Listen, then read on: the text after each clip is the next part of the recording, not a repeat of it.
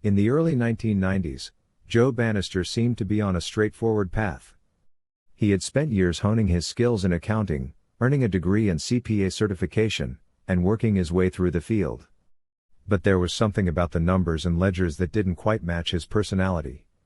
He had grown up with a family rooted in law enforcement and was drawn to a career that would combine his financial expertise with a desire to serve justice.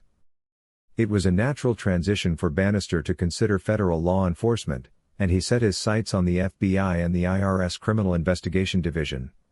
The FBI was his first choice. He'd been captivated by their reputation and the allure of the fieldwork, but fate had other plans. Due to a hiring freeze, his application was paused.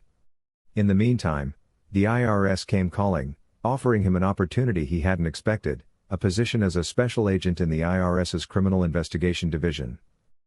In November 1993, he was sworn in, excited to begin his law enforcement career. Working out of San Francisco, he tackled cases involving money laundering, tax fraud, and financial crimes that had him chasing leads across the country. For 3 years, he thrived, believing he was on the right side of justice, using his accounting skills to catch criminals. He didn't consider himself just an agent, he was a protector of the public's trust, ensuring the tax system functioned fairly. Then, a pivotal moment occurred. During an investigation, Bannister stumbled upon an unsettling claim. A radio guest named Debbie Kidd argued that the income tax was, in fact, voluntary and unconstitutional for most Americans. The statement was shocking. Bannister initially dismissed it, but curiosity gnawed him. He'd been trained to investigate, to dig for the truth, and something about Kidd's calm, confident delivery made him wonder. Bannister began his own investigation. On his own time, after hours, on weekends, he started reading, researching, and questioning. The deeper he went, the more troubling his discoveries became.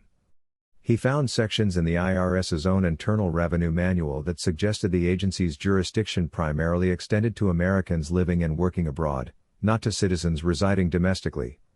He saw discrepancies, passages that raised fundamental questions about tax law, responsibility, and individual rights. For 2 years, Bannister pored over every resource he could find, even going up to the IRS Law Library to verify his findings. He was driven by a commitment to truth and his oath to uphold the Constitution. He eventually approached his superiors with a meticulously organized letter, outlining his concerns and requesting a review. Their reaction was swift and cold. Instead of addressing his questions, they offered him resignation paperwork. In February 1999, Bannister handed in his resignation. He felt he could no longer, in good conscience, be part of an organization enforcing laws that he increasingly believed lacked a clear legal basis. From that day forward, he decided he would no longer pay federal income taxes, certain that the law as it was being interpreted did not obligate him to do so. Today, Bannister is on a mission to educate the public about what he discovered.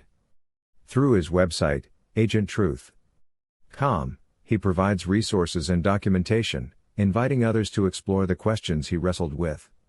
His message isn't about rebellion but about informed choice and transparency in government. As Joe Bannister sits across from the interviewer, there's a quiet intensity in his demeanor. He doesn't seem angry, just resolute, someone who believes in the power of truth and transparency. If I can help even one person question what they've always assumed to be true, it'll be worth it, he says.